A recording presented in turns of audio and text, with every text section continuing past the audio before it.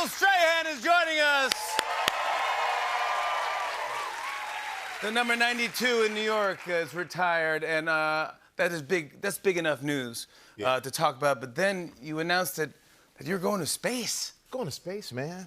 So wait, with Jeff Bezos' Blue Origin, you're going to space. I'm going to space December 9th, and I'm glad you gave me a joke from your monologue, actually, that you didn't use. I would never use it, but I wanted to give it to you just. Yeah, you gave it to me. So y'all mind if I read what he was going to say? Here we go. Now, when you Google Strahan in space, you don't just get a picture of his smile. That's not bad. That's a good joke. Well, you know what?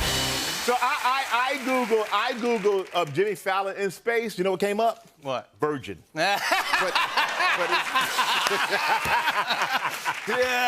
that's good. Yeah. Man. It's all good. Talk to me about this. Talk to me about Blue. How do you team up with Bezos? What is going on? What does your family think? How do you team up? Well, it's crazy. Blue Origin, Big Blue, the Giants, like it's just kind of a marriage made in heaven, I guess. But I went to the first launch. And I watched Jeff and his brother Mark and the other crew members go up. And I remember being there thinking, no way I would ever do it. It was the most amazing thing I've ever seen outside of childbirth. And it made you emotional to see it. And it completely changed my mind about why, if I would do it, the reasoning behind it, why other people would want to do it.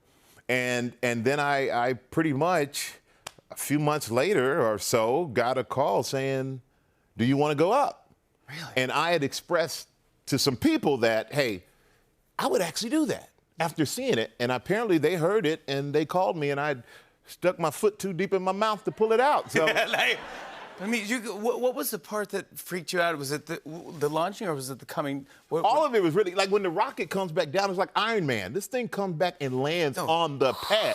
And things come out and legs come out and it's, yes. Yeah, and then the capsule, like this, you're looking, you're going, okay, I'm going to see them floating, but then they disappear, and then you go, oh, that's really high. Wow. And I had to fly, the other day, and I'm like looking at the thing that tells you you're 43,000 feet, and I'm going, man, this is way up here. Look at this. And I realized this is nothing. No. So I might wear a diaper. I mean, no. How do you physically prepare? How do you mentally prepare? Well, physically, you go there and you train. I think the toughest thing they say is really just trying to get yourself in and out of the seatbelt. So it's like a 5-point harness, bop, bop, bop, like a race car. And I'm a car guy, so I have cars with that. So you know that. Yeah, so I'm kind of cool with that. I fit in the seat easily. I was worried about that. Yeah. But I fit in the seat pretty easily. And just the way it's all engineered. And when you talk to these astronauts who've been a part of this program for so long, who've been astronauts for 30 plus years, who've been a part of Blue Origin for 10 plus 20 years. Smart people. Is the smartest people in the world. You feel so comfortable. And I feel safer doing this, I think, than I do getting on a plane to fly to LA every weekend to do my Fox football show. Really? Because it's not some like guy in air traffic control who's stressed out. You know, these are like people who are focused directly on that and only that. But are you talking to the fellow passengers? Did you talk to William Shatner? I haven't talked to William Shatner yet. I have not talked to him yet. I've been in communication with the people I'm going up with. I've talked to Jeff Bezos.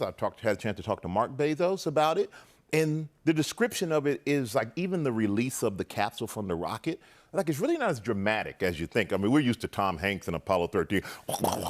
It's not like, they're like, no, it's like the ship is designed to go up, and as it's going up, it turns. And you look out the window so you can just see everything.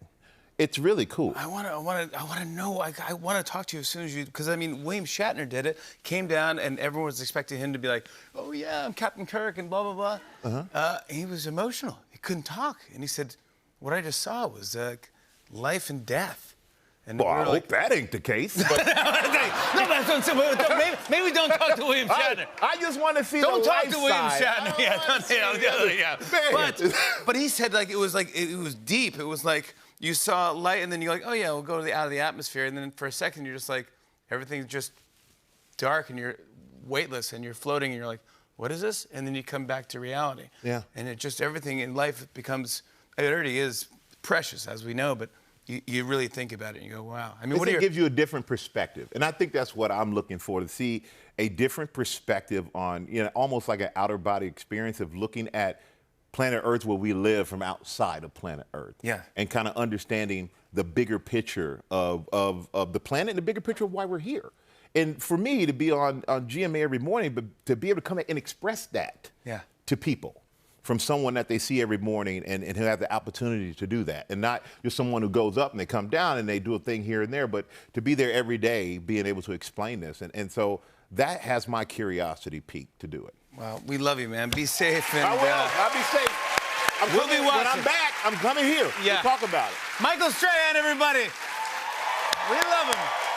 His clothing line, Michael Strahan, is available in Men's Warehouse, JCPenney stores nationwide, and on michaelstrahanbrand.com. Hey, hey.